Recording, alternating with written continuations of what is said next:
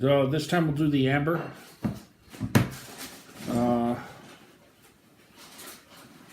Noticeably less headspace than that last beer, which is kind of funny. No big deal, no crusties or anything. I mean, nice and clean bottle. By the way, the Cali Belgian IPA from Stone. I mean, could they do anything more to destroy a delicious IPA than put in that spicy, Christmassy bullshit that comes from that Belgian yeast? Ugh. Anyway, listen for that pop. Very nice, and some nice vapor of CO2 coming off the top. We're going to be careful to pour it homebrew style. Just like that last one. Don't glug. Start to glug there. We don't want to glug. Glugs go all the way to the bottom of the bottle. You do leave that last bit in the bottom of the bottle, and, you know, as a brewer, you tend to just not worry about that tiny little bit. Now, if I look at the bottom of that bottle, that is crusty. We see that? That's sediment. Okay? So I did good at leaving the bulk of the sediment at the bottom of that bottle. Kind of a thin head, dissipates quickly. Again, this is the amber. I don't remember what you told me about which brew was primed with corn sugar and which brew was primed with the drops. I would guess the stout had the drops and the amber had the priming addition. It's pretty dark. It's clear. Aroma. Low to moderate hop aroma from late kettle additions or dry hopping of American hop varieties. Yeah, it's not balanced correctly. The first thing you should smell is the hops, and I can't help but smell the malt first. So I'm curious if you followed the hop schedule, accurately. Well,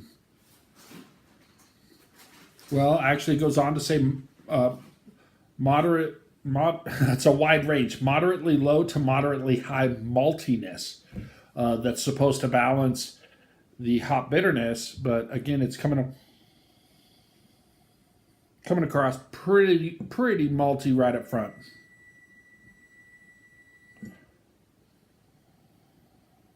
No diacetyl, no foul esters or anything like that. Appearance is proper. It's amber, copper. I would say more copper than brown.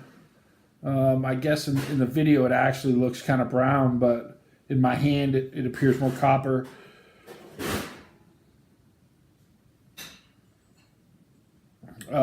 This does say in this particular style, the American Amber style. It can be slightly hazy from that dry hopping.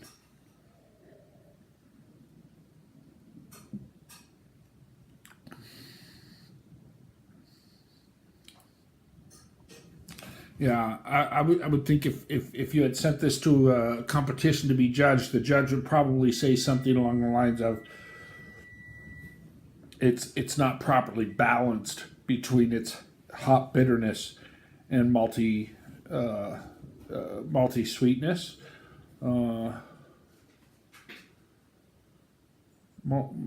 Show initial malty sweetness followed by caramel.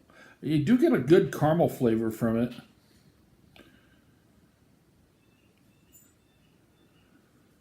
Hop and malt bitterness are usually balanced and mutually supportive.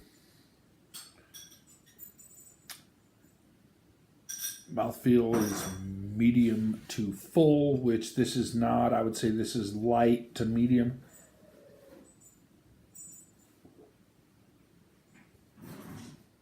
Really good though.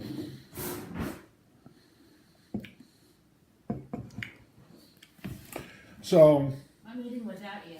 that's okay. I would say one other thing that I should have mentioned a while ago is send your beers into competition.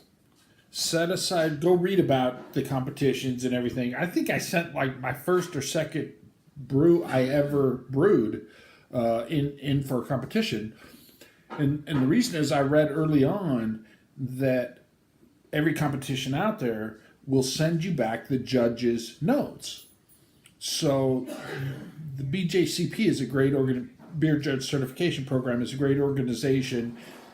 They have forms and shit that the judges have to fill out, and you get these forms in the mail that tell you, you know, this is why your beer scored poorly, this is why you won a blue ribbon, etc. So it's great to get that feedback, even if it's not an award-winning beer, even if you know it's not an award-winning beer. To get a guy that's been certified in that program to tell you, you know, what his tweak on it is pretty big.